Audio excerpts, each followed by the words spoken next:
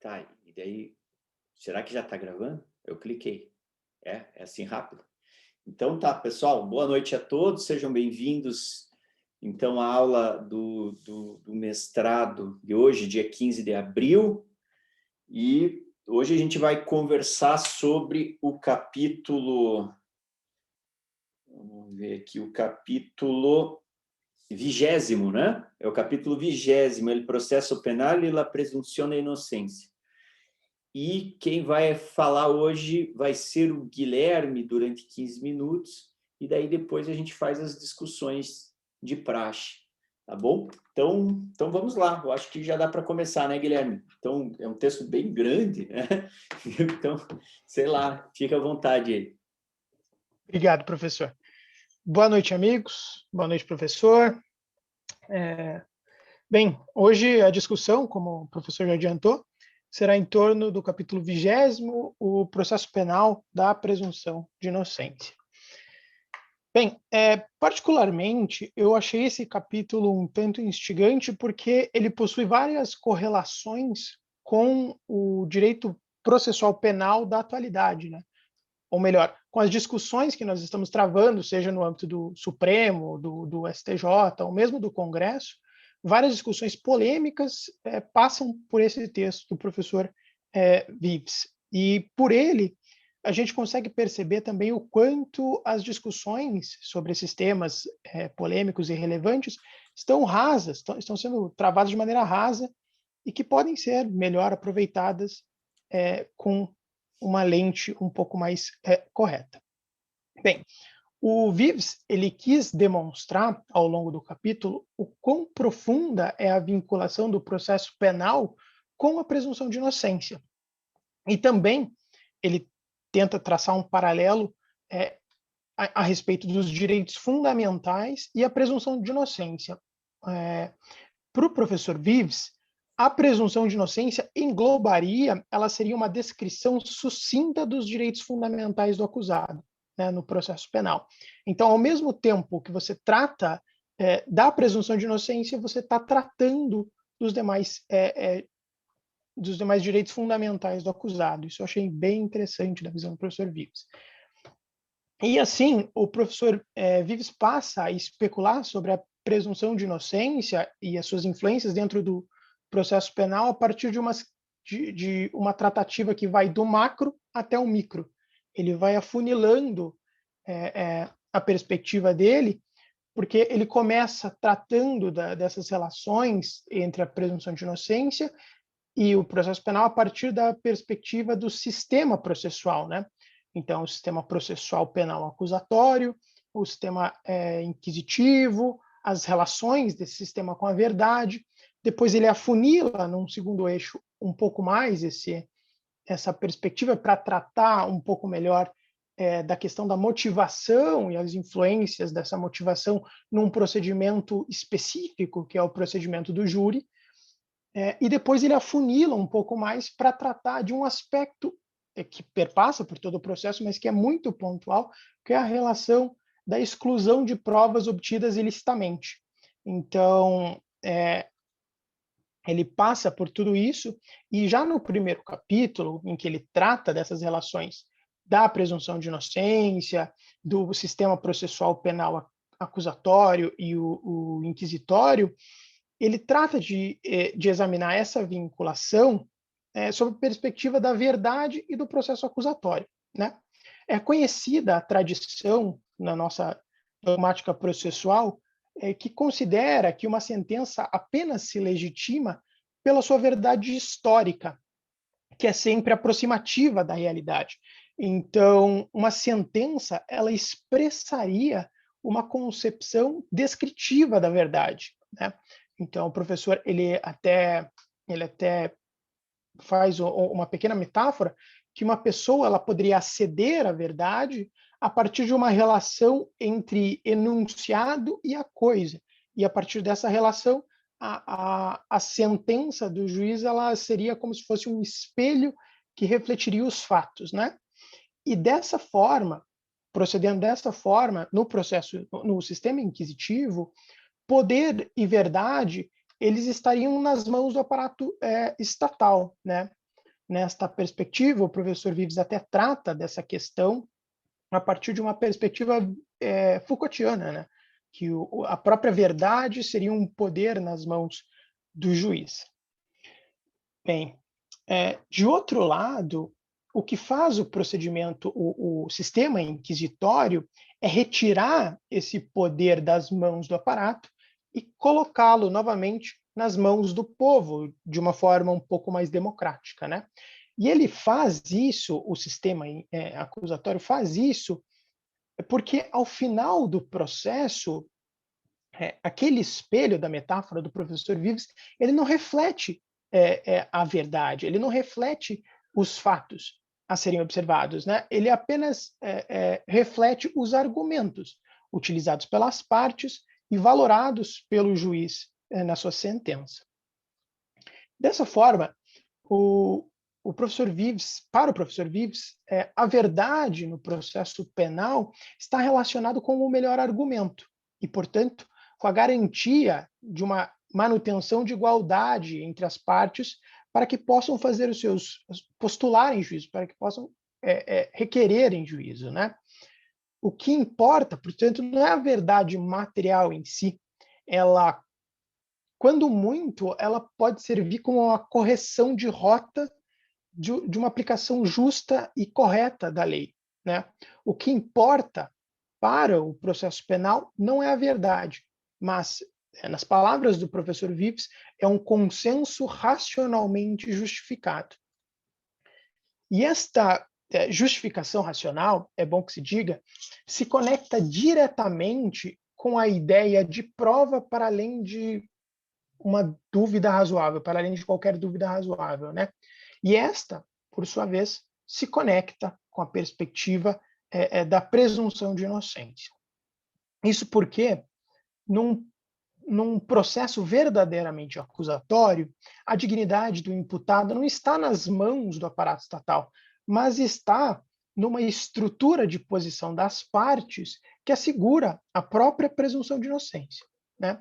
Até que a culpa de alguém esteja selada, para além de qualquer dúvida razoável, o acusado ele deve ser tratado e julgado como um inocente. O professor Vives vai tratar isso como uma regra de tratamento e uma regra de juízo decorrente da presunção de inocência.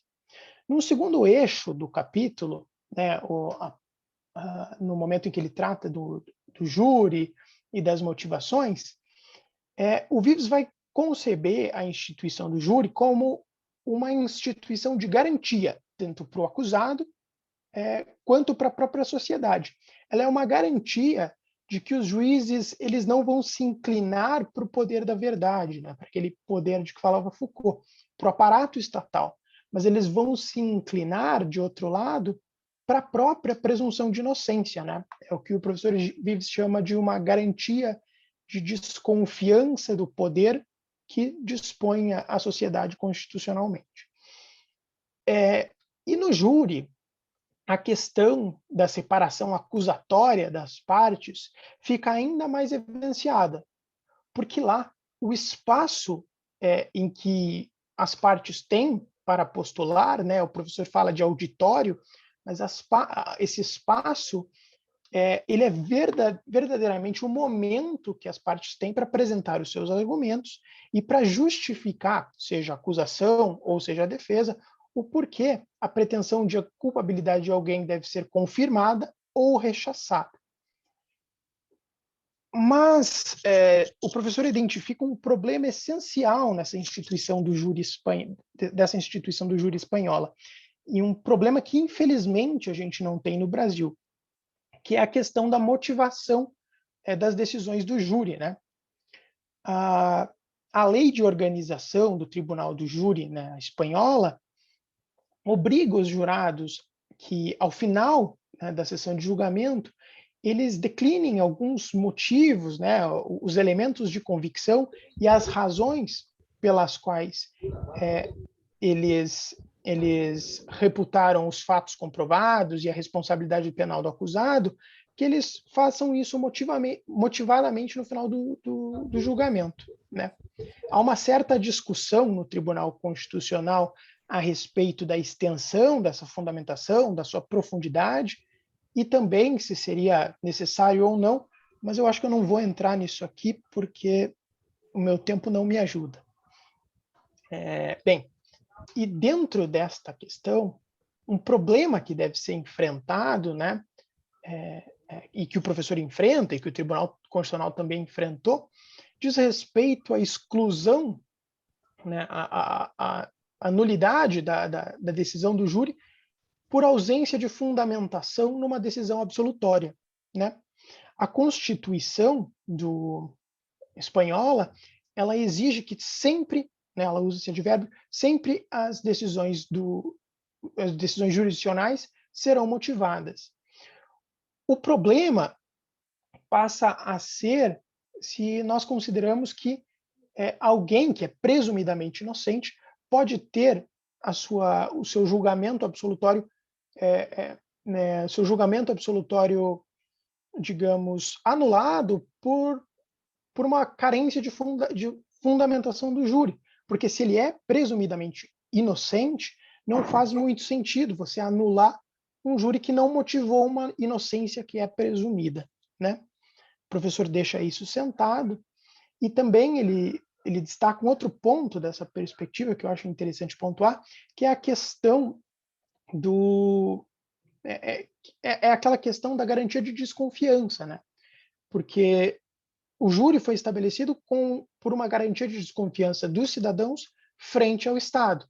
E essa lógica, pela exclusão da sentença absolutória e motivada, ela se inverte, né? O Estado passa a desconfiar dos próprios cidadãos. E o professor Vives pergunta, essa consideração pode ser tida como democrática? Enfim. E já passando para o último ponto, o professor Vives vai examinar a questão das provas ilícitas, né? E ele vai fazê-lo vinculando diretamente os fundamentos dessa questão aos direitos fundamentais do imputado. Mas ele vai além de meramente identificar essa relação com os direitos fundamentais. Ele vai dizer que é o único fundamento, dentro da perspectiva espanhola, para a exclusão de provas ilícitas e as suas derivadas, né? Ele vai traçar um paralelo histórico que eu acho importante ressaltar, que na Suprema Corte dos Estados Unidos, desde 1914, com o julgamento do Weeks versus United States, essa questão da exclusão da prova ilícita passou pela jurisprudência, né? E desde então, três fundamentos foram identificados para legitimar essa exclusão. O primeiro seria a tutela do próprio direito fundamental do imputado. O segundo seria um efeito dissuasório da exclusão da prova ilícita frente à polícia, né, uma espécie de prevenção geral negativa, e também a ideia de unidade da Constituição. Em resumo, para não me alongar, o professor Vives vai deixar sentado que apenas o primeiro fundamento, isto é, a tutela de um direito fundamental, é que pode justificar a exclusão da prova ilícita. E ele faz narrando alguns exemplos, né, citando algumas particularidades da Espanha, como, por exemplo, os policiais, que eles seriam muito mais responsabilizados por violações a direitos fundamentais na Espanha do que nos Estados Unidos. Porque há todo um contexto político dentro dos Estados Unidos que inviabiliza essa responsabilização. Até a própria ideia de princípio da oportunidade, que não vige na Espanha, mas nos Estados Unidos, impediria essa responsabilização dos policiais, né? Algo também que deve ser tratado em torno da questão da exclusão da prova ilícita, pela teoria dos frutos da árvore envenenada, diz com a aplicação rigorosa deste fundamento. Porque se ela for rigorosamente aplicada, essa teoria pode implicar numa impossibilidade de responsabilização penal dos acusados. Por isso, Vives ele deu notícia de alguns critérios para tentar minimizar essas consequências negativas, né? Assim, para o professor Vives, a prova derivada da ilícita ela só pode ser excluída se resultar de uma conexão de antijuridicidade. Essa conexão de antijuridicidade, ela está relacionada com uma aproximação às noções de imputação objetiva do direito material, que é a proibição do regresso, enfim, e também com a vulneração de um direito fundamental substantivo. Assim, para Vives, só seria legítimo apreciar a prova derivada como uma prova não contaminada se ambas as noções estiverem rechaçadas. Se sobrou alguma, seja as noções de imputação objetiva ou as de um direito fundamental, a prova é ilícita e ela não pode ser utilizada. Creio que o resumo do resumo seja esse. Eu tentei dar uma enxugada, mas o capítulo é bem extenso e eu queria tratar de mais alguns aspectos, mas eu acho que a gente pode fazer isso durante os debates. A questão que eu queria trazer, e aqui eu já encerro, para a gente iniciar os debates e trazer um pouco mais para a nossa realidade, diz respeito com a garantia do júri, a garantia de desconfiança, né? Porque diante dessa garantia, a anulação de uma absolvição por clemência pode ser tida por legítima? Então, eu deixo essa questão e devolvo a palavra, professor. Obrigado. Obrigado, Guilherme. Bacana. A apresentação foi dentro do tempo, por ser um capítulo bem longo também, né? Dava a impressão que nunca terminava, a gente lia ali, não terminava o capítulo, mas é bem interessante mesmo, né? E daí vou abrir a palavra aqui para o pessoal poder conversar, poder discutir, talvez até respondendo aí o que o Guilherme também colocou. Quem quer? Quem fala primeiro aí?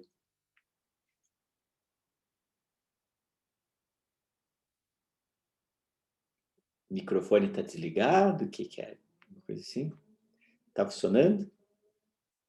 O Raissa gosta de falar sempre primeiro. Vai lá, Raissa.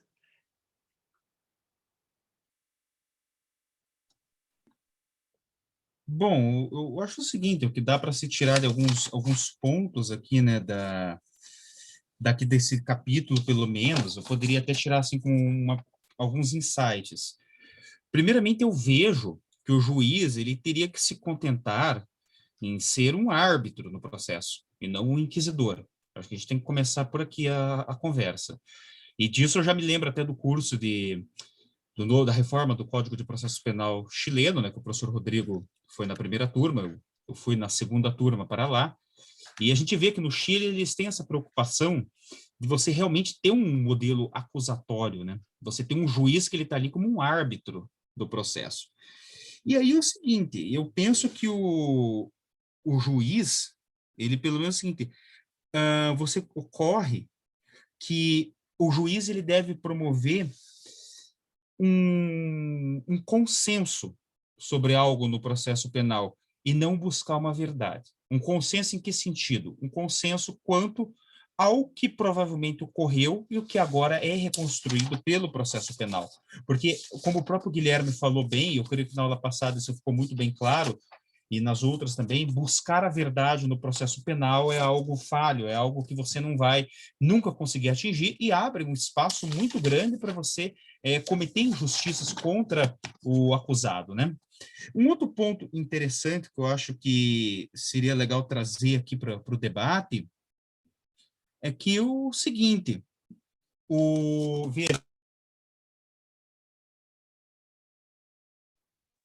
Raissa, a gente não tá te ouvindo, pelo menos eu não tô. desculpa, acho que meu computador hoje está terrível, ele está desligando o microfone, ligando. Na aula de filosofia foi um horror. Mas então é o seguinte, enfim, eu acho que basicamente a ideia é isso, é você não buscar a verdade como pretensão no processo. Acho que agora o encontro vai acabar, o link aí, apareceu uma mensagem na tela, não sei. Pode continuar? E assim, apareceu para mim aqui, ó, um presente do Zoom. Removemos o limite de 40 minutos na sua reunião.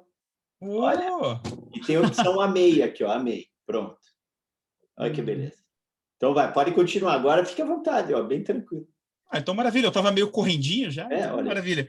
Bom, então assim, enfim, quando não se busca uma verdade material, né, você passa o seguinte, quando você não tem essa busca por uma verdade material, você tira esse poder inquisitório do juiz, você tira essa feição inquisitória e você passa a privilegiar um processo mais acusatório. Por exemplo, presunção de inocência.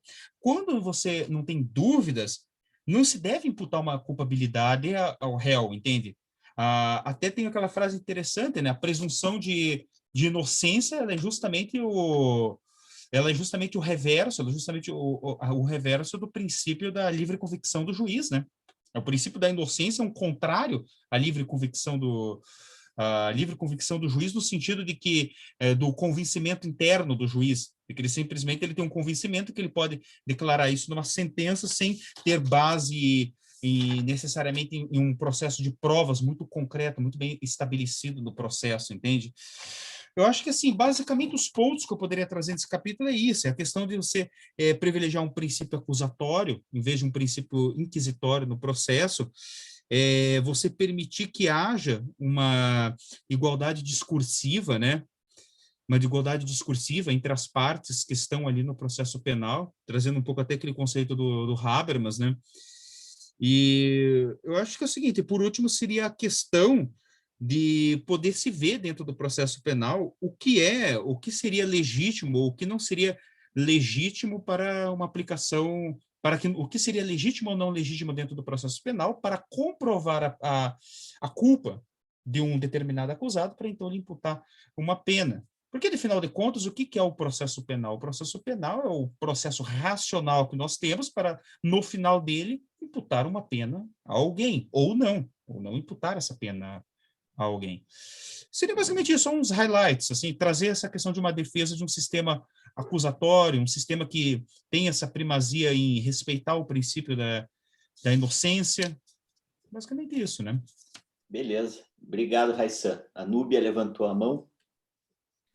Professor, eu lendo esse texto, eu toda hora vinha na mente a possibilidade prevista no artigo 593 do Código de Processo Penal de apelação quando a decisão dos jurados for manifestamente contrária à prova dos autos.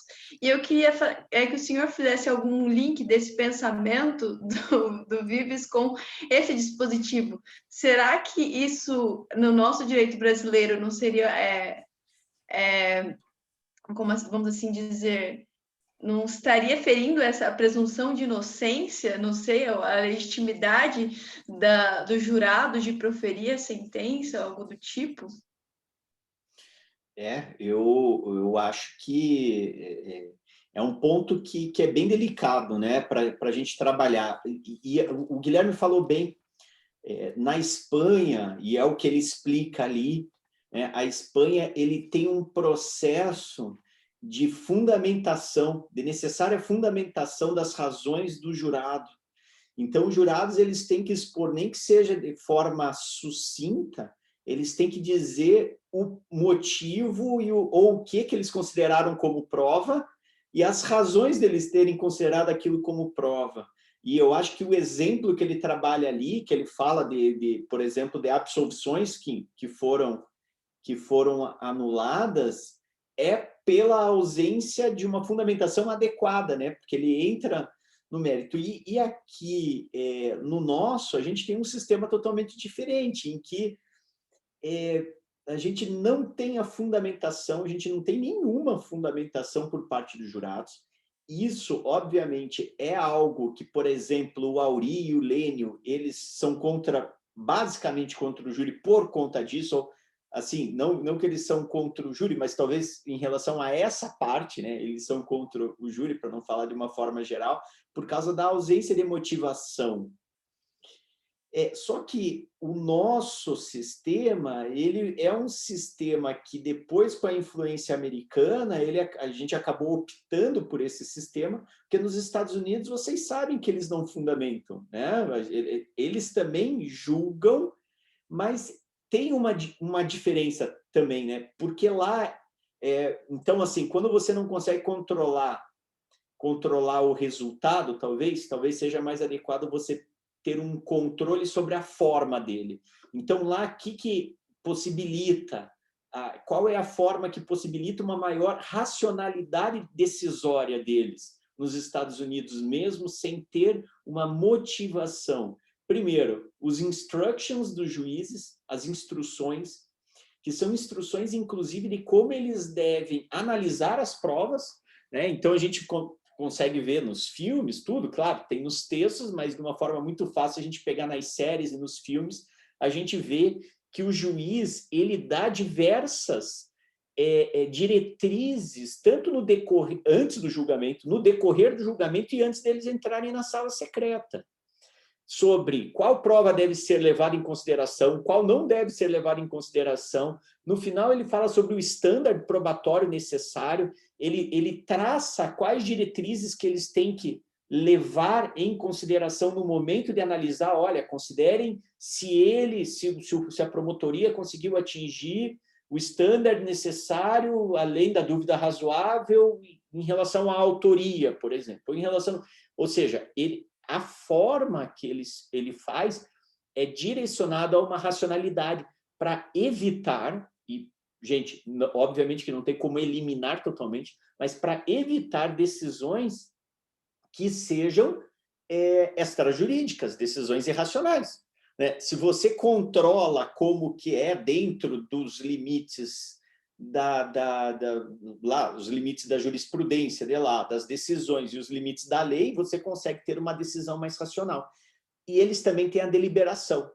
E a deliberação acaba funcionando também como uma forma de justificativa e de ponderação decisória. Porque, pensem aqui, e daí eu já vou trazer para a gente, né, em relação ao que a Núbia falou, né? Mas pensem aqui no Brasil. Vamos supor que tenha um determinado jurado que pense assim, não, eu vou condenar. Por quê? Odiei a cara daquele advogado. Eu odeio aquele advogado. Aquele advogado é um bosta, né? Eu odeio ele. E por isso ele vai condenar. Se você chega numa sala secreta em que você precisa discutir sobre as provas que foram apresentadas, você não consegue justificar o teu ponto de vista condenatório com base em você odiar o advogado.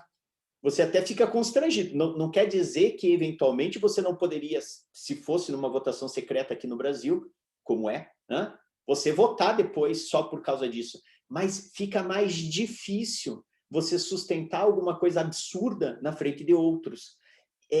Os outros, essa deliberação faz com que as decisões sejam mais ponderadas. Então, nós temos esses... Então, é engraçado porque, normalmente, a gente importa certos modelos, mas a gente importa, em partes, certos modelos, né? Então, a gente importa aquilo que a gente gostaria, né? O que o cara que trouxe para cá gostaria. Então, importou esse modelo em que você não tem uma fundamentação por parte dos jurados, mas não importou essa forma, esses instrumentos que a gente tem de dar uma racionalidade para as decisões. Então, a gente ficou num sistema que realmente é capenga, por mais que, a meu ver, ainda, para mim, é melhor ser julgado por 7 do que ser julgado por 1. Eu ainda prefiro ser julgado pelo júri do que por um juiz singular, mas, mesmo assim, você teria modelos. Então, quando você traz aqui o que o Vives fala, né, da questão em que você precisa de uma fundamentação, aqui no Brasil a gente não consegue chegar nessa fundamentação. E aqui no Brasil a gente tem um monte de outros elementos que vão trabalhar contra, inclusive, essa necessidade, né? Você falou do artigo 593, né? Se a apelação manifestamente contrária é a prova dos autos. Então, a decisão, a gente partindo do pressuposto que é uma decisão democrática, uma decisão do próprio povo, democraticamente, escolhendo uma tese, e lembrar que mesmo nos Estados Unidos eles podem escolher uma tese, e vejam, gente, nos Estados Unidos existe algo que se chama jury nullification, né? O jury nullification, na Inglaterra, é o jury equity, tá? Mas o jury nullification, o que é? O juiz deu as instruções, falou, olha, vocês só podem condenar se vocês enganarem, Os jurados entendem que ele cometeu um crime e que não tem justificativa pela lei. Mesmo assim, eles podem optar por ir contra a lei absolvendo. É o jury nullification. Eles têm essa opção, né, de ir contra a lei. Então, o nosso modelo, a meu ver, quando a gente importa isso daqui, o nosso modelo, a gente importa essa situação em que o júri poderia, eventualmente, absolver por clemência. E claro que tem uma série de outras justificativas que permite que o júri absolva por clemência ou ele absolva e não tenha como você dizer que a decisão é manifestamente contrária à prova dos autos. Até mesmo porque, se você não pede que eles julguem de acordo com a prova dos autos, como é que você vai falar que a decisão é de acordo com não é de acordo com a prova dos autos? Eles não precisam julgar de acordo com a prova dos autos, por enquanto, né? Por mais que tenha aí umas questões. Hoje mesmo a gente publicou no Conjur, na nossa série do Júri do Conjur, eu e o Avelar sobre isso, sobre uma alteração que está sendo proposta, um substitutivo. E uma das coisas que eles falam lá é no juramento, é que o jurado tem que julgar de acordo com as provas do processo. Mas mesmo assim, tem, por exemplo, o jury nullification. Então, a decisão manifestamente contrária à prova dos autos, a meu ver, a segunda turma do STF acertou ao dizer que não caberia decisão manifestamente contrária à prova dos autos por parte da acusação, o que na prática inviabiliza praticamente todas as decisões manifestamente contrárias à prova dos autos, porque vocês sabem que na prática mais de 90% das decisões desse tipo são decisões da acusação que foram julgadas procedentes. É raro a gente ver uma decisão de defesa de um sujeito que foi condenado falar que a decisão é manifestamente contrária à prova dos autos. É raríssimo. Mais de 90%, aliás, teve um estudo da FGV, se não me engano, que foi publicado, dizendo que era assim, quase a integralidade das decisões eram absolvições que foram anuladas. Né? E então, isso, a meu ver, viola, sim, o princípio da soberania, dos vereditos, da presunção de inocência, porque a própria comunidade está entendendo isso, né? E daqui a pouco a gente pode chegar nessa questão da legítima defesa da honra de novo, mas relacionada a esse fato. Diga, Guilherme. Só um comentário, professor, da prática, né? Que tem um magistrado aqui em Curitiba, né? É do júri também, é da substituto do júri, uma pessoa muito gente boa, mas ele sustenta uma tese que é a seguinte: somente a acusação poderia sustentar a prova manifestamente contrária, né?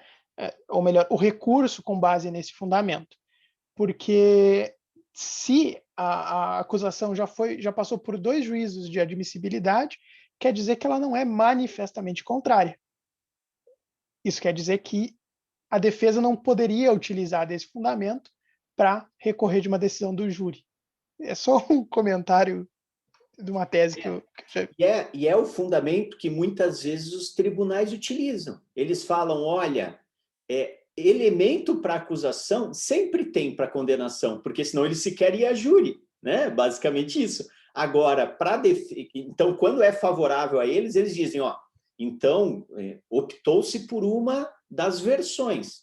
Agora, se é a acusação que não conseguiu a condenação, né?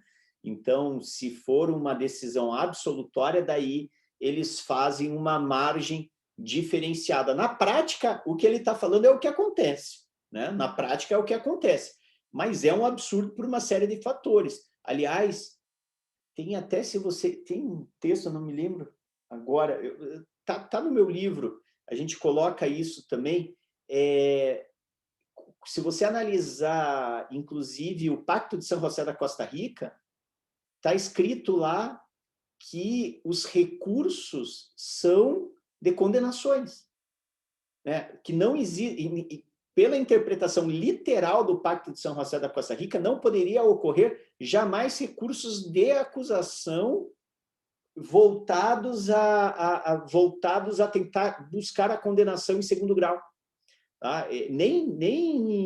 Não estou falando só de júri. No processo, se você pegar a interpretação literal, né? Então, e veja, nos Estados Unidos é a mesma coisa, eles chamam o princípio do double jeopardy, né? O princípio do double jeopardy foi absolvido, cara, você não vai reverter a absolvição de alguém. A condenação você tem um pouquinho mais de chance de reverter, mas a absolvição, a partir do momento em que no jogo democrático a comunidade entendeu que a pessoa deveria ser absolvida, o judiciário não poderia, né, nessa hipótese, falar ou contrariamente a isso. Diga, Rodrigo. Não, professor, só pedir para o senhor repetir qual foi o entendimento do STF da segunda turma, que o senhor mencionou, que eu não peguei muito essa parte, se o senhor puder, por favor. A segunda turma entendeu, logo antes dessa questão da legítima defesa da honra, a segunda turma entendeu que não cabe recurso da acusação de decisão manifestamente contrária à prova dos autos, quando estiver lastreada no quesito genérico a absolvição. Quando a absolvição estiver baseada no quesito genérico, lá, né, o jurado absolve o acusado. Se eles entenderem que sim, então você não tem nem como saber qual argumento foi utilizado, então você não tem como falar que a decisão é manifestamente contrária à prova dos autos, porque caberia, em tese, inclusive, a absolvição por clemência, que é algo que agora vai ser discutido na DPF de novo, porque fizeram um aditamento e tal, uma confusão. Mas o entendimento da segunda turma tinha sido isso. Então, por exemplo, se tivesse uma absolvição que não seja pelo quesito absolutório genérico, por exemplo, negativa de autoria. Ele disse que foi ele, tem prova de que foi ele, e mesmo assim os jurados, no segundo quesito, que é a autoria, eles falaram que não foi ele. Daí você poderia recorrer por decisão manifestamente contrária à prova dos autos, porque seria contrário a tudo que foi produzido. Ok. Agora, se a absolvição é baseada no terceiro quesito, não tem como você dizer que é uma decisão manifestamente contrária à prova dos autos, porque eles podem decidir de acordo com outros elementos também. E isso agora vai ser revisto na DPF, infelizmente, mas daí é um assunto para uma outra oportunidade, ou se vocês forem falar alguma coisa. Isso. Professor, indiquei ali no chat o dispositivo, acho que o senhor fez menção do Pacto de São José. O artigo 7º, item 6. Toda pessoa privada da liberdade tem direito a recorrer a um juiz ou tribunal competente. O recurso pode ser interposto pela própria pessoa ou por outra pessoa, como se fosse. Então, a pessoa que foi privada ou a pessoa, ela que pode recorrer. Não diz que o Estado pode recorrer, que o Ministério Público possa recorrer ou qualquer outra coisa. Eu acho que é esse mesmo, Paulo. Professor, eu só quero me corrigir. Eu estava, por causa lá do microfone, né, aliás, desculpa, por causa da sessão que estava quase encerrando e voltando, eu acabei falando um equívoco no início da nossa aula. O que eu queria dizer é o seguinte, é que a presunção de inocência ela é uma garantia contra a íntima convicção do juiz. É isso que eu queria dizer, só para pontuar. E outro ponto que eu acho que dá para a gente fazer um link com o outro capítulo que nós vimos sobre ius puriendi, né, aqui no livro do Fundamentos, é a ideia que eu acho que volta para cá, de uma substituição da pretensão de verdade por uma pretensão de justiça. Eu acho que a partir do momento que você tem uma pretensão de justiça, o juiz ele é obrigado a fundamentar melhor as suas provas. Também nesse sentido, o princípio da inocência é melhor preservado, seja numa decisão monocrática do juiz, porque ele vai ter que fundamentar melhor as provas, como também faz um link com o que vocês estão falando, de os jurados serem ali compelidos a também justificarem as suas provas. Eu acho que isso se engloba dentro da ideia de se procurar uma pretensão de justiça, entende? Só para fazer um link com o capítulo que nós já vimos, acho que é possível fazer esse link. E outra coisa que lá na Espanha eles fazem, e que ele explica aqui, né, e a gente vê em alguns livros, é que lá eles têm que responder, além de fundamentar, eles têm que responder a uma série de quesitos maior. mais detalhadas do que aqui. Então, as perguntas ao final, né? Mas também tem algumas outras garantias que aqui não tem, né? Lá tem 9 jurados e você precisa de 7 para condenar. Se não me engano, são 7. Se eu estiver falando bobagem, me corrijam. Mas, se não me engano, dos 9 jurados lá, para conseguir uma condenação, uma responsabilização, você precisa de 7 votos dos 9. Aliás, o Brasil é o único, né, que com 4-3 você consegue condenar por casos assim tão graves. E, aliás, o artigo de hoje ali, que eu escrevi com base no que a Câmara acatou umas sugestões do Conselho Nacional de Justiça, em que diminuía de 7 para 5 jurados em algumas causas, que são as causas que eles chamam de menor complexidade, tentativa de homicídio e tal, para 5 jurados, diminuindo inclusive o tempo de sustentação. Então não seria 7, seria 5, daí você precisa de 3-2 para condenar. Então uma série de coisas que a Câmara também está votando, vai votar aí nessas 2 semanas, porque o que eles estão votando, na verdade, é o novo CPP, tá? É o novo CPP. Então, agora voltou a andar, e daí é uma reforma global relacionada lá àquele PLS 156/2009, que agora, desde 2010, está na Câmara dos Deputados, e parece que agora eles falaram que vão mandar para frente o negócio, né? Vamos ver. Quem mais que quer falar alguma coisa aí? Quem não falou ainda? O Paulo, Samuel, Mariana, Ana. Ninguém quer falar alguma coisa? Pode falar. Você só fala quando é o Busato que está aqui. Estão esperando ele chegar? Ele deve estar chegando a qualquer momento. Mas vai ficar gravado, ele vai ver depois. Tá, então eu vou falando mais algumas coisas e daí depois vocês... Doutora, eu vou jogar uma pergunta para ti, então, Diga. já aproveitando. O senhor esteve lá no curso do Chile, né? Também, como eu bem falei, o curso da Reforma Processual Penal. Uhum. E me diga uma coisa, com base nesse capítulo aqui, como que o senhor enxerga a reforma que foi feita no Chile, mas sobretudo, o que eles estão querendo, o que, pelo menos, se pretende de importar aqueles institutos que foram feitos no Chile e trazê-los ao Brasil? Como que o senhor acha que deve ser feita essa adaptação ao contexto brasileiro? O que caberia aqui no Brasil, o que não caberia? Uma breve ideia.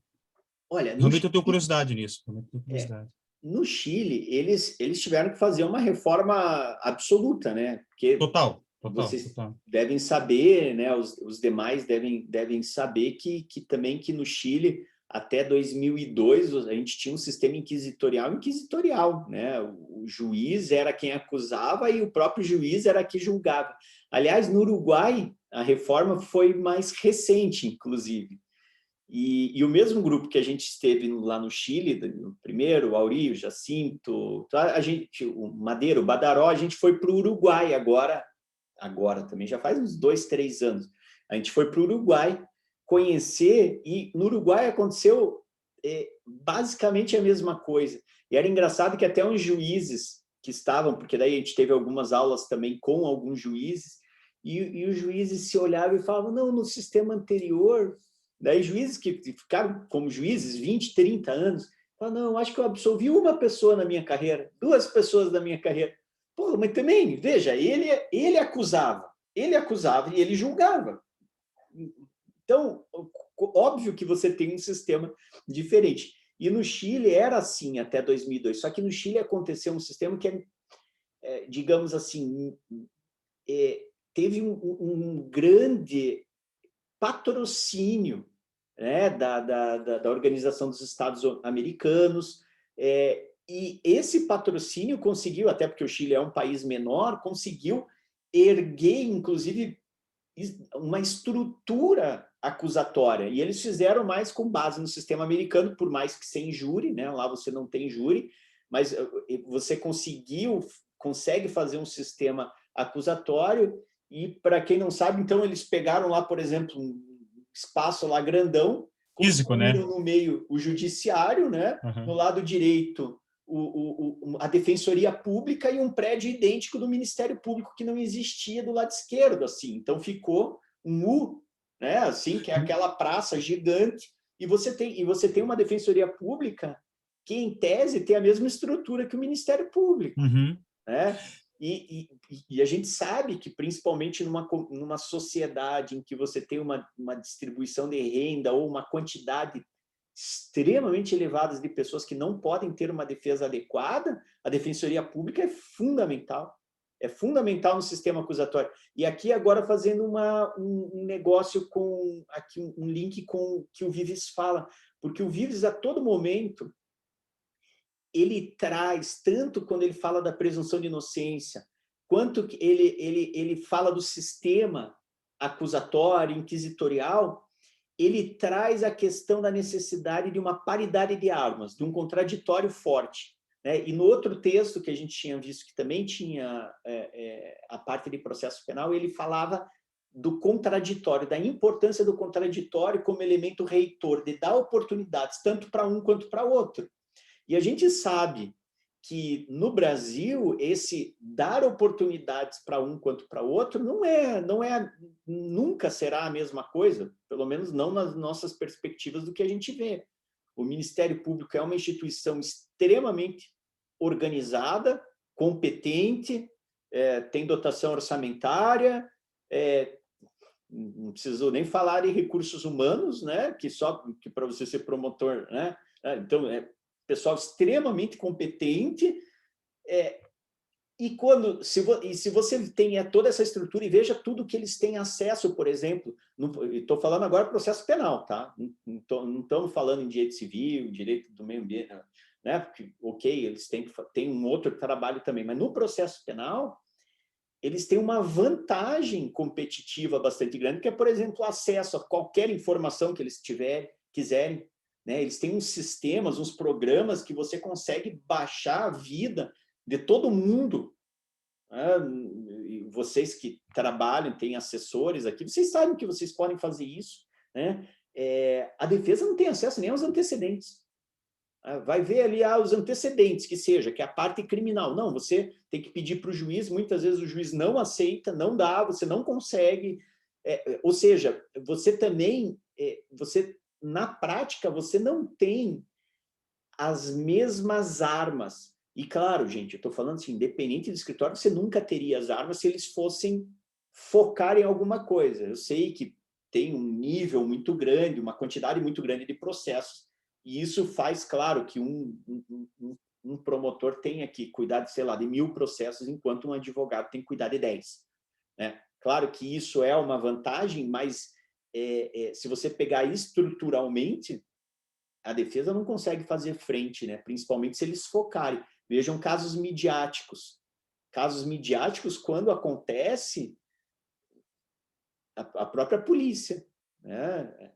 A gente vê aqui quantos homicídios todos os dias que eu acho que eles mal tiram foto, né, do cadáver. Eles já chegam pisando no cadáver lá, ou seja, você não consegue ter prova técnica nenhuma.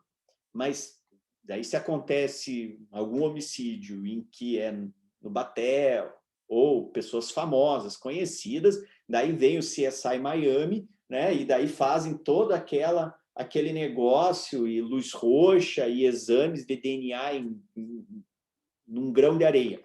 Agora, isso demonstra que também a estrutura não é igualitária. Então, trazendo para cá, o contraditório seria muito importante. Lá no Chile, igual o Raíssa estava perguntando, eles criaram, então, do zero isso. Eles criaram o Ministério Público, criaram uma Defensoria Pública que tem também condições e criaram...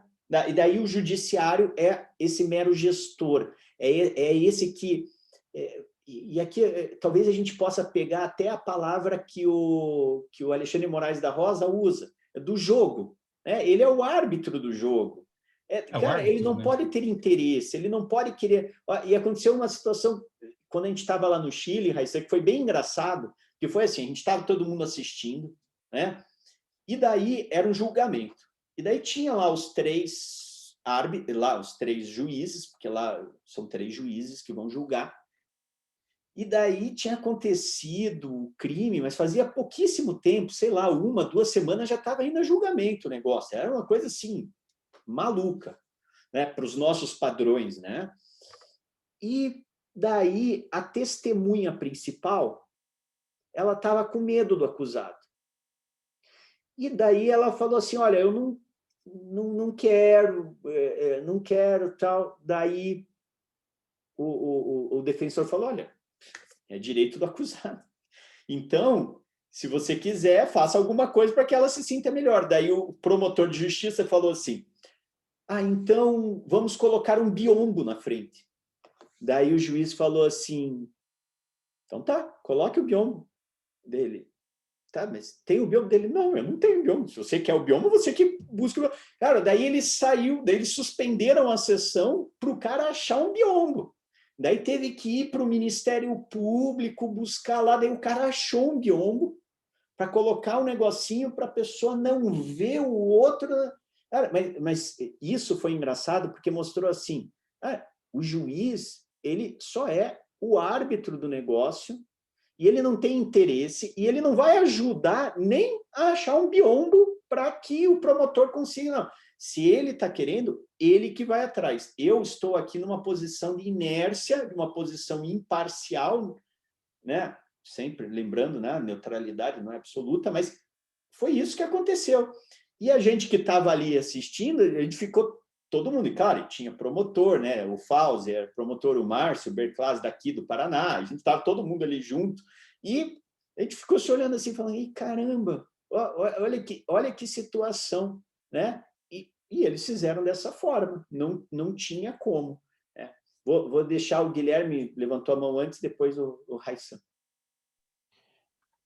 Na verdade, era só mais um comentário a respeito do local de prisão preventiva dos acusados no Chile, né? Porque o professor Jacinto que conta que que eles ficam, não sei se é no subterrâneo, se tem um local apropriado, que eles saem direto da cela, da carceragem, para a audiência. Então, é um negócio muito próximo daquele U que o senhor comentou, né? Mas é interessante, né? Claro, e por isso que eu falei, né? Respondendo à pergunta do Raíssa, eu falei, é uma situação sui generis do Chile, porque teve muito dinheiro que foi investido. Claro, questão política, né, liberal e tal, e daí do investimento do Banco Mundial e tal. Então, eles conseguiram fazer. É um país que, sei lá qual é o tamanho, se é o tamanho do Paraná, não sei, tá? Mas é um país pequeno. Né? Você fazer essa mesma coisa, eu sei que no Brasil seria muito mais difícil, mas lá eles criaram do zero. E agora, recentemente, o Uruguai, e o que foi engraçado, assim, no Uruguai eles tentaram fazer a mesma coisa, só que sem o dinheiro.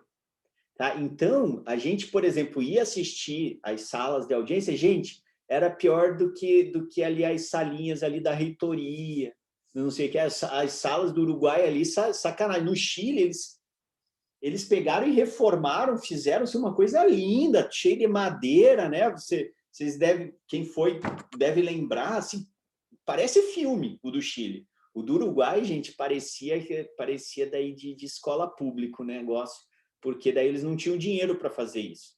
Né? Mas eles criaram, dentro do possível, essa situação.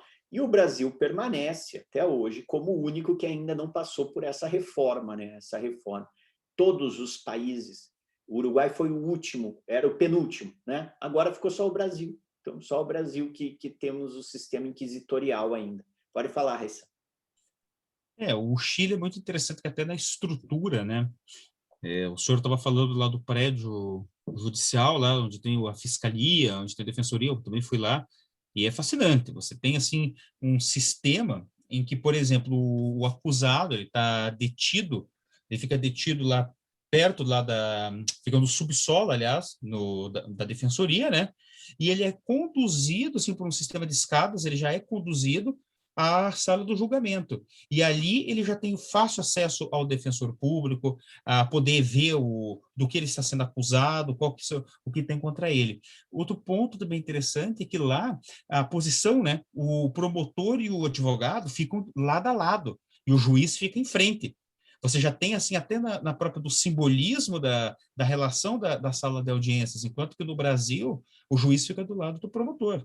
Lá não, o promotor fica do lado do advogado e o juiz fica acima, ele fica à frente deles. Você tem esse conceito que eles trouxeram para o processo penal chileno, visto até nessa simbologia da sala de audiências. Mas tem um ponto interessante, que é Mas, lá na 880... me permita, por favor. Por favor, fique à vontade, por favor. Você falou da posição do promotor e do defensor. Fiquei com uma curiosidade a respeito da posição do réu. Onde que ele fica? Do lado do advogado. Isso que é interessante. E isso é muito legal. Isso é legal que lá no curso eles falaram isso. Enquanto no Brasil, no tribunal do júri, por exemplo, o réu, ele fica numa cadeira, separado, como se fosse ali uma prova de vergonha, todo mundo apontando o dedo para ele, vendo ele. No processo penal chileno, não. O réu, ele fica do lado do advogado, do lado do seu defensor. Isso é bem interessante. Porque, assim, se você parar para pensar, a estrutura do júri, de como que os atores se posicionam no júri, ele tem um elemento um pouco autoritário, né? Você vê que o réu, ele fica separado, todos apontam para ele, como ele está ali como se fosse a amostra da sociedade, né? Ele está ali como se fosse como se fosse alguém à parte da sociedade, alguém que se afastou da sociedade, que está ali para ser julgado, para ver se é merecedor ou não de reingressar à sociedade. Tem uma simbologia nesse sentido, de que os jurados estão vendo. Mas daí o que eu ia dizer?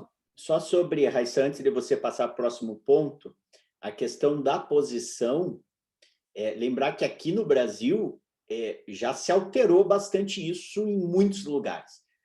E lembrar que, inclusive, aqui no Brasil, nós temos estados, por exemplo, Ceará, e algumas comarcas em que a posição é igual, tá? No júri, entre promotor e defesa, acusação e defesa. Então, em pés de igualdade, inclusive em Cascavel, aqui no Paraná, por exemplo, também.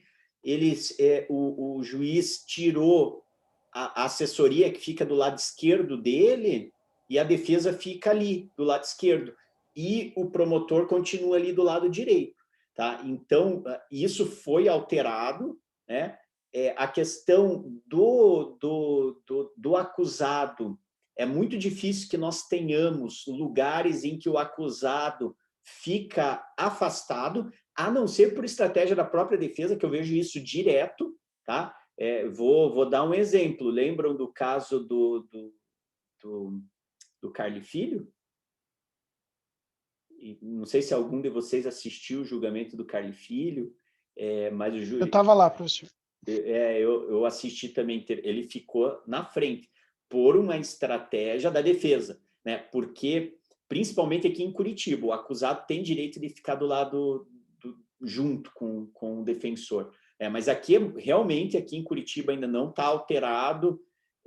Tem uma ação direta de inconstitucionalidade em relação a isso, que ainda está com a Carmen Lúcia e o Supremo não julga sobre essa questão da arquitetura em plenário, tá? Mas nós já temos algumas comarcas em que você consegue ter uma igualdade aí em relação a isso, né?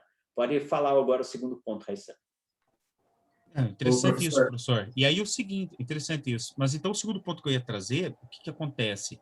É que lá na 884 e na 885, ele traz a questão da presunção de inocência como regra de juízo, né? De juízo. Aqui ele traz um exemplo do Wittgenstein, que eu acho legal trazer para nós, que é aquela questão de que existem certos enunciados que não há sentido algum em nós duvidarmos. Por exemplo, a Terra tem mais de 100 anos, se eu viro de costas para alguém, o mundo atrás de mim não desaparece, essas coisas, são enunciados que não se tem como duvidar. Também não faz sentido duvidar de verbos psicológicos em primeira pessoa, porque simplesmente eles representam uma experiência imediata e presente. Você não tem como provar se é verdadeiro ou não. Aliás, não faz sentido algum você querer provar isso. Como, por exemplo, dizer que eu não sei se eu penso, ou ali tem uma árvore, um exemplo que o Vives traz, ali tem uma árvore e eu não sei se essa árvore existe. Por que eu digo tudo isso? Porque o Vives faz uma conexão dessa citação do Wittgenstein, de coisas que você não pode duvidar porque não faz sentido algum, e equipara com a ideia da presunção de culpabilidade do réu. Ou seja, a prova de culpabilidade do réu. Vives diz o seguinte, que você somente vai poder condenar o réu quando ele tiver, a prova da culpabilidade dele for, em tese, pelo menos, tão segura quanto essas afirmações que o Wittgenstein nos traz. E aqui tem uma coisa interessante, porque isso seria o quê? O mais alá de toda dúvida razonável, né? O mais além da dúvida razoável. E a gente faz um arremate também, que todos os elementos da culpabilidade, eles acaba havendo uma necessidade de prová-los acima dessa dúvida razoável, para aí sim a gente poder condenar aqueles que são capazes de culpabilidade com justiça, perseguindo uma pretensão de justiça. O professor Paulo às vezes traz esse exemplo, né, que é o do leito do rio, né? Essas coisas que nós afirmamos sobre a culpabilidade do réu, essas afirmações que o Wittgenstein fala, a terra, eu não posso duvidar que a terra tem mais de 100 anos, essas coisas. Isso constitui o leito do rio, mas não o como nós vamos obter as provas para condenar um determinado réu. Eu não sei se eu consegui me fazer claro, mas é que eu achei muito interessante essa relação que o Vives faz com Wittgenstein. Acho legal trazer isso para a aula. E Paulo César, eu já vou passar a palavra para você, mas só em relação a isso que o Raissan falou, quando ele trabalha também essa questão da culpabilidade provada além da dúvida razoável, ele também traz essa dúvida razoável, explicando de que ele não está falando nem porquê, e ele explica o porquê da gente ter esse conceito da dúvida razoável, que não é nem que é necessária uma sensação de certeza, fugindo da certeza, coisa que muitas vezes muitos advogados, muitos doutrinadores, aliás, é uma ideia até comum quando a gente está na graduação de direito, a gente fala assim, o juiz para condenar ele tem certeza, ele tem que ter certeza. Gente, certeza nunca, ninguém, em nenhum momento, vai conseguir atingir, porque sempre vai ter uma mínima possibilidade de não ser ou a pessoa ou de o que ele está falando é verdade. Sempre nós teremos mínimas possibilidades, não tem como nada ser 100% provável. Então ele fala assim, não é, a gente não está... Por que a gente usa a dúvida razoável? Porque a gente não precisa de uma sensação de certeza, até porque ela não existe, ela nunca vai existir, então você não responsabilizaria ninguém, e nem algo que é simplesmente subjetivo.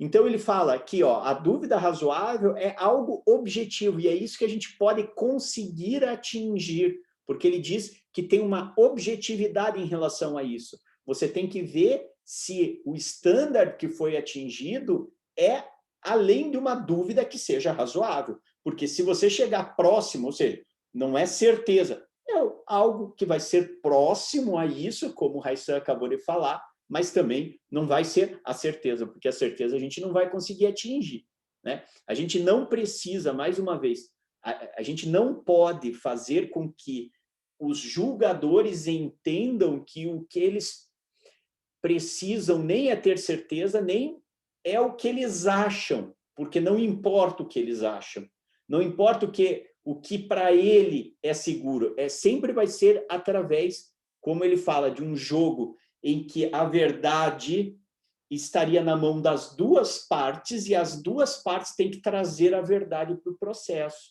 né? E sempre respeitando os direitos fundamentais. Antes de passar para o Paulo César, só mais um exemplo que eu sempre uso.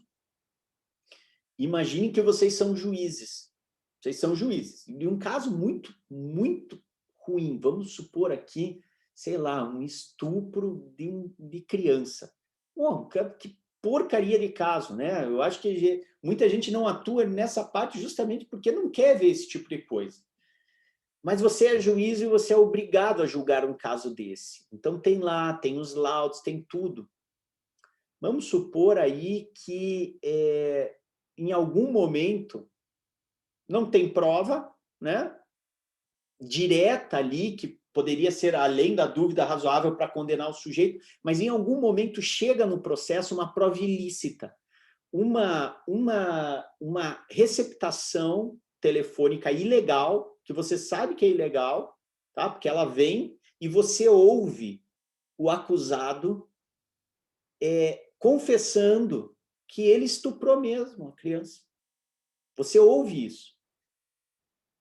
E daí você, como juiz que faz parte das regras do jogo, né? Você pega e tira, você determina falando que se trata de uma prova ilícita e você exclui essa prova ilícita. Só que como é que você não vai estar, e o Vives ele fala em algum momento, né, como é que você não vai estar influenciado por essa prova? Como é que você vai julgar de forma objetiva ou de uma forma racional em relação a isso? Então, hoje no Brasil, o que a gente tem, né? Claro, por causa do artigo 155, em que diz que o juiz não poderá formar sua convicção, sua decisão exclusivamente com base em elementos de inquérito policial, esse exclusivamente possibilita que qualquer elemento seja utilizado. Aqui no Brasil, por mais que a gente não tenha uma regra de íntima convicção e que você tenha que fundamentar, nós sabemos que os juízes eles conseguem fundamentar naquilo que eles bem entenderem, né? Então, acaba trazendo para um elemento subjetivo que não é o que a gente quer, porque provavelmente num caso desses, a gente sendo juiz, a gente vai dar um jeito de condenar o cara, porque a gente sabe que seria o justo, é o que a gente acha. Só que o que ele justamente fala aqui o justo é seguir as regras, e num sistema acusatório, a regra está posta, e você tem que fazer o teu trabalho baseado naquilo que está posto, e sem descumprir. Então, neste caso, não tem prova, você tem que absolver, né? Independente de você ter certeza ou não de ser ele o autor, né? Pode falar, Paulo César. Boa noite, professor. Professor, é o seguinte, o texto é um texto muito denso, né? Dá para ser um livro de processo, né? O cara fala de verdade, presunção de inocência e júri, prova ilícita, dá para escrever um livro, só esse texto aí. Mas vamos lá, duas questões me chamam a atenção. Essa que o senhor acabou de tratar aí e a outra do 5933D, né? Eu aqui falando no nosso sistema, né? Eu sempre entendi que ali era um recurso exclusivo da defesa, porque a turma lá, primeiro o Celso de Mello, depois a turma, o que eles disseram foi dizer o óbvio, só isso, porque assim, a gente não vai discutir essa questão de se tem que fundamentar ou não, tal, isso aí é outra discussão, mas para a regra do jogo, no meu entendimento, sempre foi. O 3D lá do 593 sempre foi um recurso exclusivo da defesa, não, só disseram o óbvio. Então, assim, até porque aquele quesito genérico, a pergunta é positiva.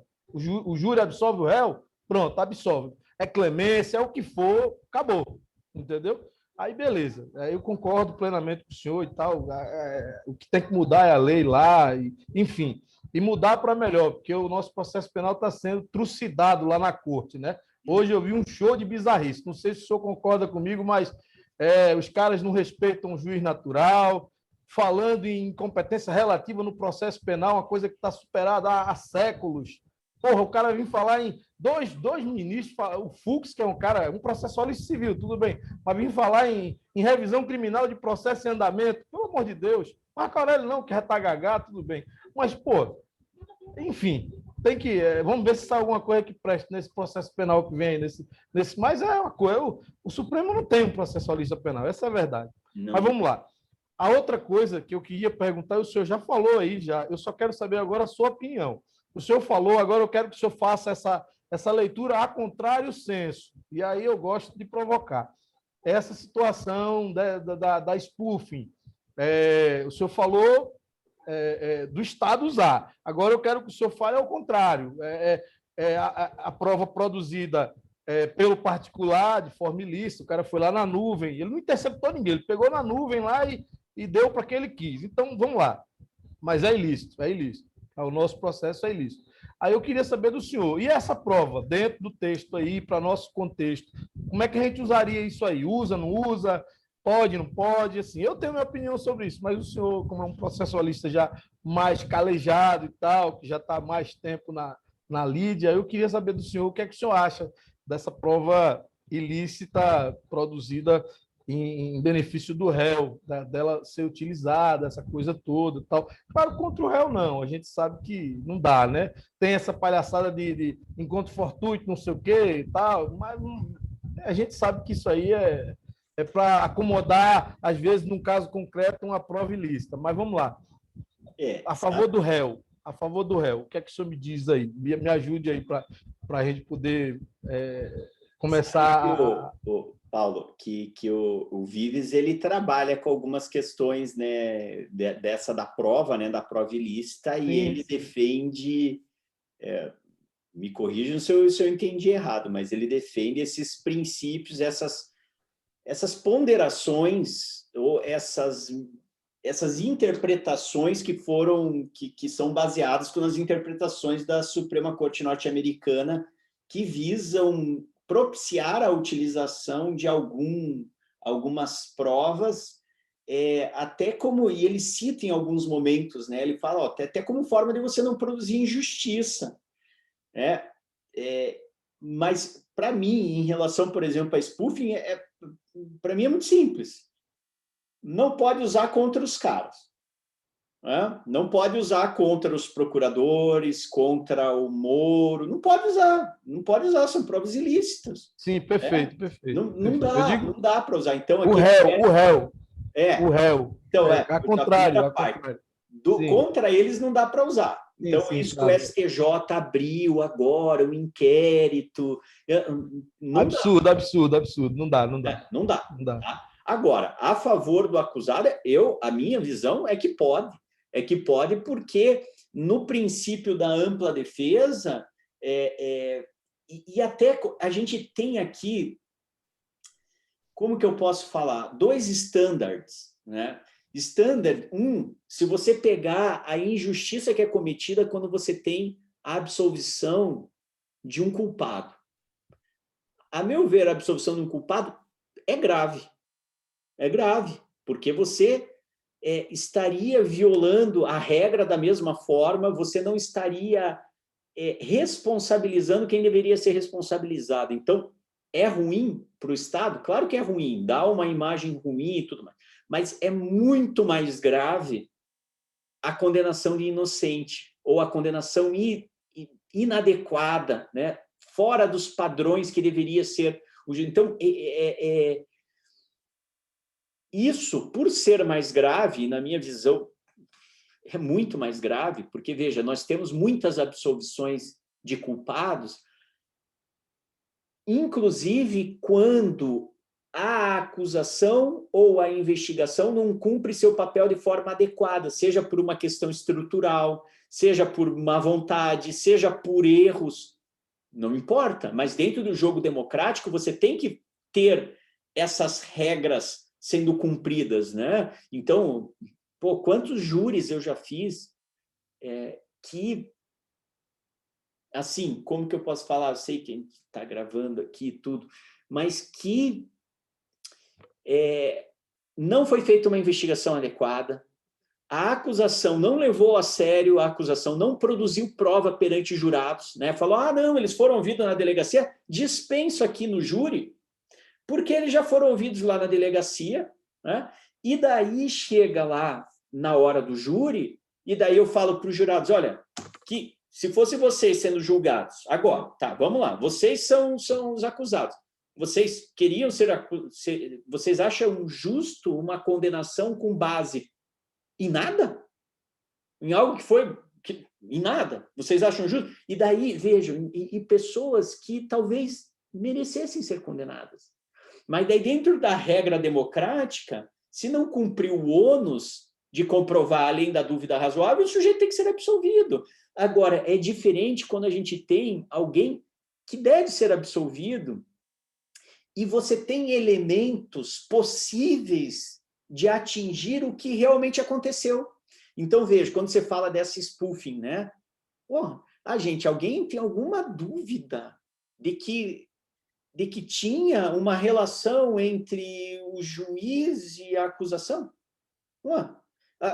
E uma relação indevida, né? Vamos falar, porque eu tenho amizade com alguns juízes. Quando que eu, em algum caso, fui falar com um juiz, por exemplo, que é amigo meu? Jamais, jamais, jamais. E não faria isso. Aliás, para não falar jamais, teve um caso que eu fui falar, mas como eram vários acusados, foram várias bancas de defesa junto e de uma forma avisando, inclusive, o Ministério Público que a gente iria falar sobre isso. Tá? Então, assim, a gente viu ali que tinha instrução direta do juiz. Então, a meu ver, essas regras que são violadas desta forma, elas podem ser utilizadas em favor da defesa. Porque a defesa ela é a exceção máxima que a gente tem dessas regras e em qualquer Estado democrático de direito, né? A gente tem a exceção, é essa a exceção. Então, o senhor teria alguma obra para indicar que trate somente desse tema? Porque, assim, as cortes superiores quase não têm decisões nesse sentido, é muito pouca coisa e tal. E, assim, que trate só sobre esse tema da prova ilícita usado a favor do réu. Né? Tem muito pouca coisa escrita, não tem quase nada. Mas os manuais, eles têm, tá? Então, se eu estou vendo aqui para o meu ladinho, tá? O Auri e o Badaró estão aqui do lado. Com certeza, os dois devem trabalhar. Sim, eu tenho eles, mas eles trabalham pouco também, é pouco. Trabalham pouco. É pouco também. Assim, uma obra que assim densa, que trate só desse assunto, trazendo visões assim de vários ordenamentos, tal, da coisa. Porque assim, a gente costuma, como o senhor falou, a gente traz muita coisa, copia muita coisa de forma equivocada e tal, usa mal o que a gente traz de fora, alguns institutos, enfim.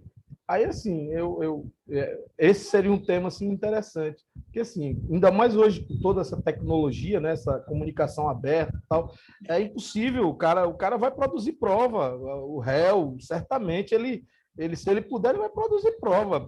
Lícita, ilicitamente, mas para se defender, ele vai. E é um tema que vai ganhar corpo, não tem como fugir disso.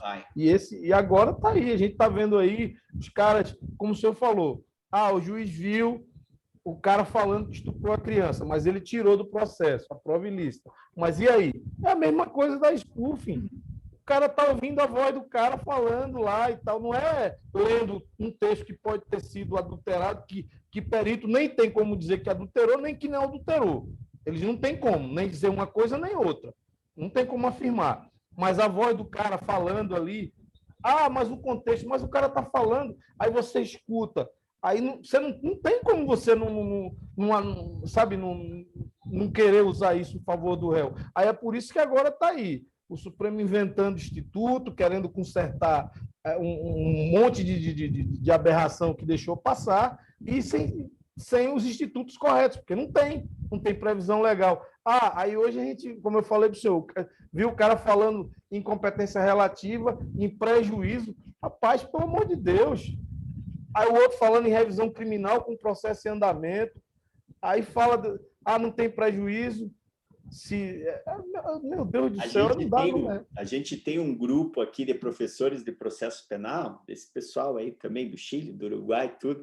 Nossa, as mensagens são sensacionais, né? O pessoal, assim, descabelado com essas coisas aí, né? De hoje, assim... principalmente essa utilização, essa tentativa de utilização do processo civil para o processo penal é lamentável, mas eu entendo isso que você está falando, eu acho que é uma matéria bacana de trabalhar.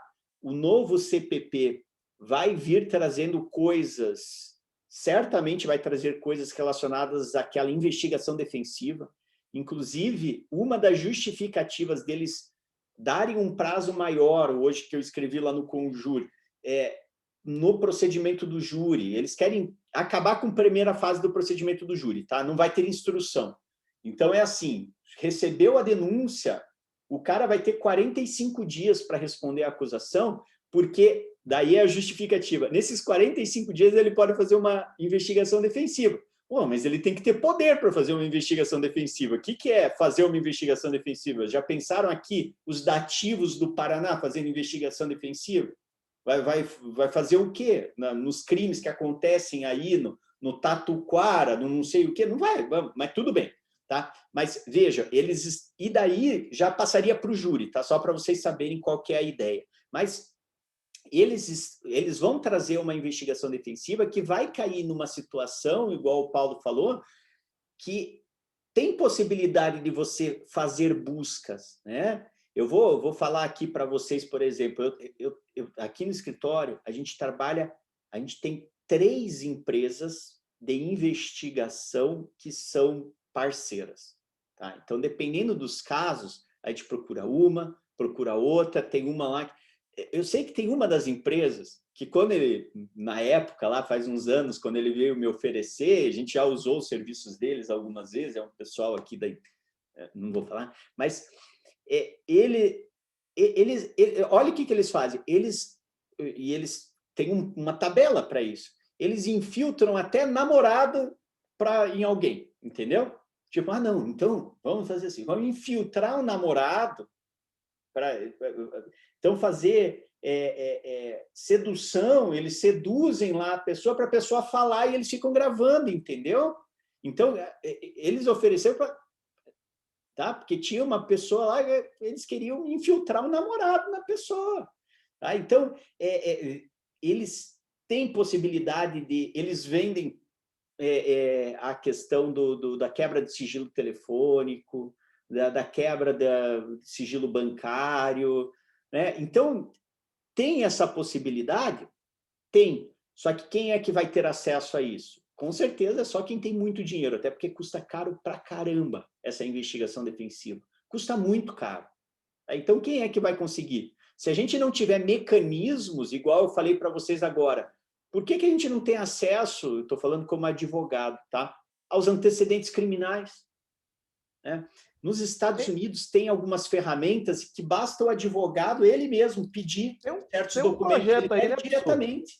Tem um projeto aí, né, professor? Acho que é Anastasia Streck, um negócio desse aí, para o Ministério Público ter a obrigação de produzir também a prova defensiva. Acho que tem um projeto de lei aí do Streck com a Anastasia, um negócio desse, parece. Eu não li ainda, mas com base acho que é no Pacto de São José, alguma coisa assim. Tem um projeto rolando aí. Isso daí, na maioria dos países, acontece dessa forma. Acontece, por exemplo, no Tribunal Penal Internacional. O Ministério Público, né, lá, por exemplo, no TPI, tá, no Tribunal Penal Internacional, a acusação, ela tem o dever de disclosure, de informar qualquer prova que seja absolutória ou que seja, me fugiu o termo em português agora, mas as provas que são favoráveis à defesa, ele é obrigado a informar, a fornecer para a defesa. Inclusive, no Tribunal Penal Internacional é assim. Eles não... Por quê? Porque daí ele vem para ele traz o fundamento disso, a questão da justiça, da pretensão de justiça.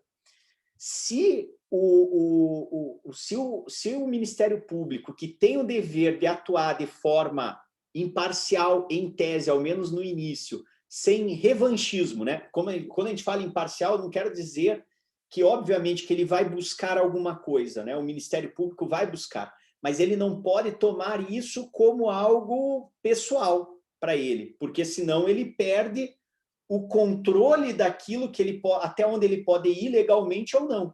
Então, a partir do momento em que ele faz uma investigação, que ele busca, por exemplo, a responsabilização de alguém, produzir provas, se ele encontrar provas que são favoráveis à defesa, ele tem que entregar. Tá? Então, isso daí não seria algo novo. Né? Pode ser algo que aqui no Brasil a gente poderia pensar, olha, aliás, nos Estados Unidos, o Ministério Público é processado se acontece isso. se ele tem conhecimento de provas que poderiam absolver a pessoa e ele não fornece, eles são processados, eles são responsabilizados. Então, faz parte do fair trial, né? Se você quer buscar algo que é justo, um resultado justo, você não pode querer buscar, inclusive, a responsabilização de um inocente. Sendo que, se tiver provas da inocência, é porque o cara é inocente, então você tem que entregar essas provas. Então, é isso que tem. Eu não sei desse projeto, tá, Paulo? Mas, falando assim, pelo TPI, até no TPI a gente tem essa regra. Eles são obrigados. Mais alguém quer falar alguma coisa, pessoal? Tá, então, só repassando. Ligana. Na verdade, eu até primeiro queria pedir desculpa, porque eu não consegui ler o texto inteiro. Ele é o computador grande. ele ficou atualizando hoje da 13h às 20h. Então, eu consegui ler o comecinho e li o final também para tentar pegar mais ou menos tudo por cima.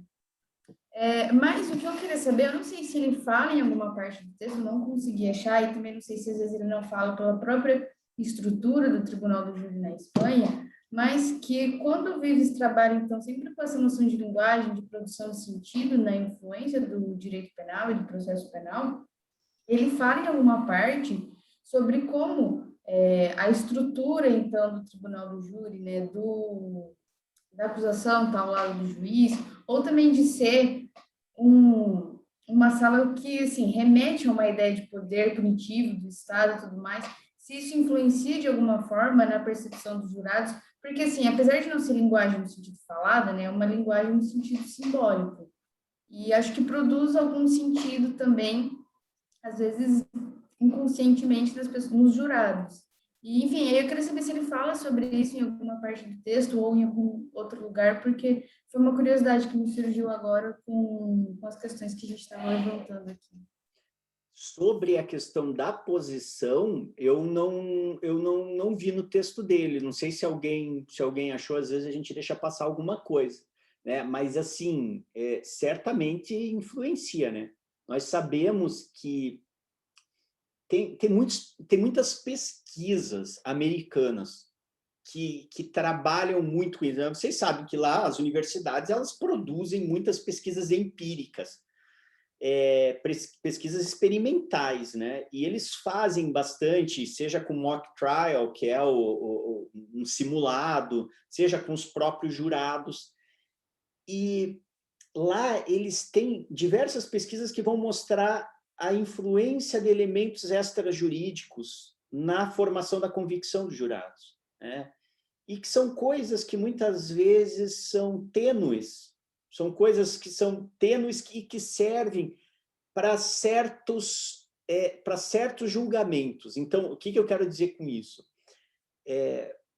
Pode ser que conscientemente a pessoa que entre lá, um jurado que entre lá e veja o promotor do lado esquerdo, né, do lado direito do juiz, né, como se fosse o BFF do juiz, o best friend forever, e o advogado lá bem longe, pode ser que ele conscientemente ele veja, pô, o promotor é mais. Mas normalmente isso é mais inconsciente, né? E isso não serve para todos os julgamentos, porque as pesquisas vão mostrar mais ou menos assim.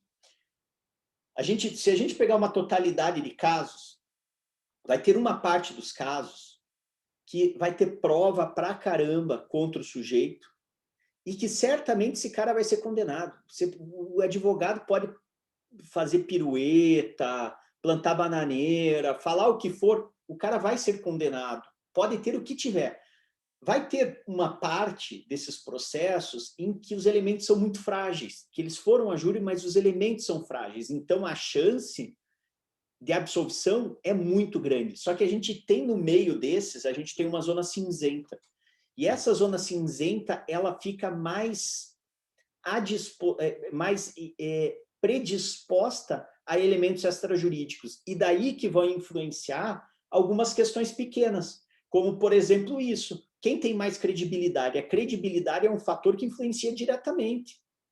Tá? Credibilidade é provado que a maior credibilidade tem influência em resultados de júri. e que por isso que o promotor muitas vezes está em vantagem, principalmente em cidade pequena, em que o promotor é a autoridade da cidade, às vezes muito mais do que o juiz, né? Você vai conversar aí com promotores que já passaram por isso e vai ver histórias de que, sei lá, faltou gasolina no posto, os caras vão bater lá na porta do promotor, falar, pô, cara, tô precisando disso, faltou um remédio no posto de saúde. Também, o promotor é uma autoridade e eles, né, têm uma confiança muito grande no promotor. Então, principalmente em cidade pequena, essa credibilidade tá muito mais para o promotor. É a importância, por exemplo, além de uma própria arquitetura, o comportamento das partes em plenário. Bom, quantos advogados que têm muita imagem como advogados, a troco de desrespeitar promotor, juiz, brigar com não sei o quê, que externamente é super bom para a imagem dele, porque ele passa que, nossa, né? Ele é um advogado que briga com todo mundo. Agora, você vai ver os resultados, o jurado odeia aquilo, né? Ele perde totalmente a credibilidade e, normalmente, o acusado é condenado, o cliente desses advogados. Então, os elementos extrajurídicos, eles contam, principalmente quando a gente tem essa zona cinzenta, porque de um lado e de outro, normalmente é a prova, e as pesquisas mostram isso. As provas mandam no resultado. A linguagem visual, né, professor? Alguns tribunais têm anulado alguns júris por conta da questão da algema, daquele uniforme de presidiário e tal, né? O cara chega com o uniforme de presidiário lá, o júri olha para o cara, está condenado. É impressionante, impressionante. Isso acontece bastante, né? Acontece. Júri virtual. Agora, dia 4 de maio, eu vou fazer um júri. Tá? Dia 4 de maio. Parece que meu cliente, claro, eu vou fazer lá o protesto na ata, não sei o quê. Mas o cliente vai estar no presídio. Vai estar no presídio. Provavelmente, vídeo uniformizado e algema ainda, se bobear, né? Claro que virtual, professor? Virtual. Me perdoe. Não, virtual, ele vai estar virtual. Né? Eu estarei presente. Né? O júri também, os jurados também. Mas eu estarei presente no plenário, na frente dos jurados, promotor, juiz, tá? Dia 4 de maio, aqui em Curitiba, com esse juiz que vocês estavam comentando agora há pouco ali. Né? Professor, me perdoe a interrupção, mas como que será isso? Vão exibir o seu cliente num telão? Exatamente, é bem isso, é no telão. É no telão, né? Por causa do Covid, porque daí não vai colocar o cara lá, que não vai ter... Claro, vamos fazer protesto em ata e, né? Mas o que você vai fazer, né? A meu ver, não cabe abandonar plenário. O advogado, a meu ver, ele não tem que abandonar plenário. Então, né? Eu sou contra o abandono de plenário. Então, a gente faz e depois discute, né? Dependendo de como for a situação, o resultado, né? Alguém tinha levantado a mão, queria falar alguma coisa também?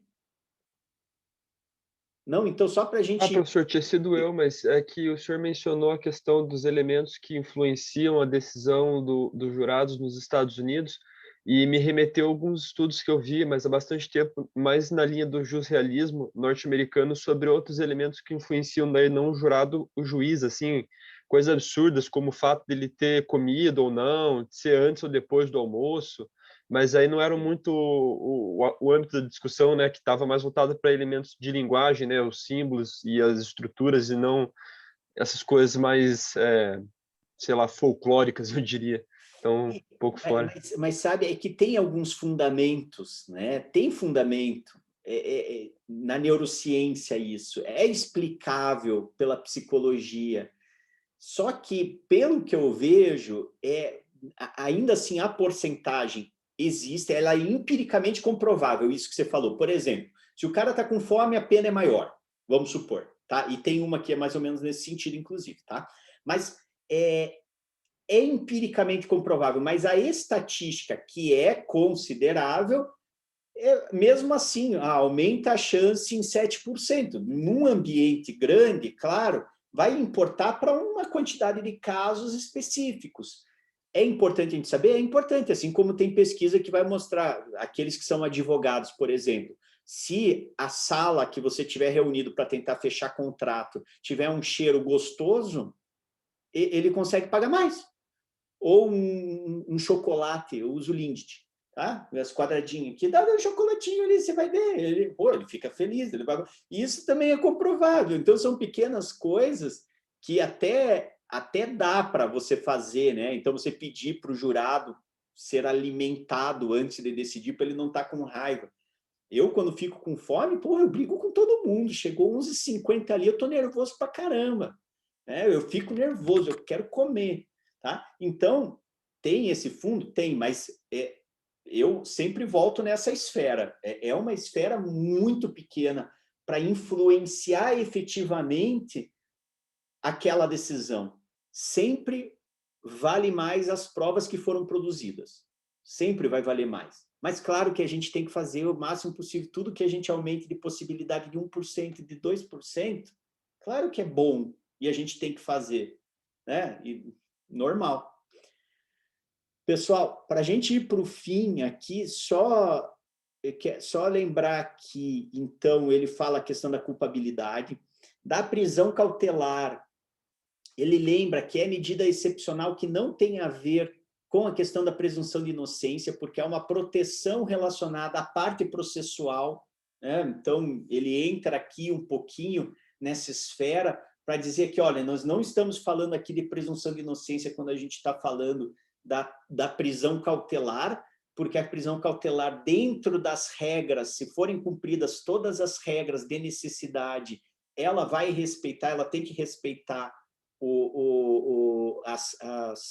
os princípios e garantias constitucionais. Né? Ele também fala da necessidade de cumprimento em relação à investigação, no momento anterior da investigação. Daí ele fala da fundamentação do júri, isso daí a gente já falou, né, que seria interessante mesmo, talvez, trazer para cá, ou o modelo, um pouquinho mais do modelo espanhol, para ter uma segurança, já que a gente não tem essa proteção no caminho, ou o modelo americano e colocar essa proteção no caminho.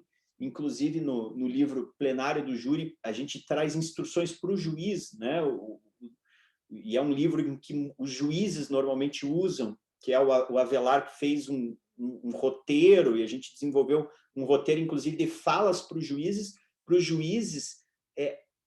instruírem os jurados para ter uma melhor decisão, né? Para que eles excluam os outros elementos. E, por último, quando ele fala de prova ilícita, e o Guilherme falou bem das 3 questões em relação à prova ilícita, ele só chamou a atenção também, que ele fala que se você permite a utilização de prova ilícita, você, em última análise, você está causando uma desigualdade entre as partes em juízo.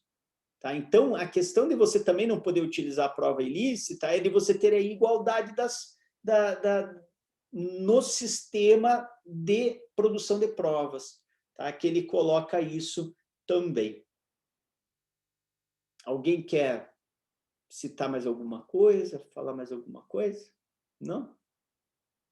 É porque é mais ou menos esse horário, né, que a gente termina a aula, né? Então, 15:11, né? Deve estar todo mundo cansado também.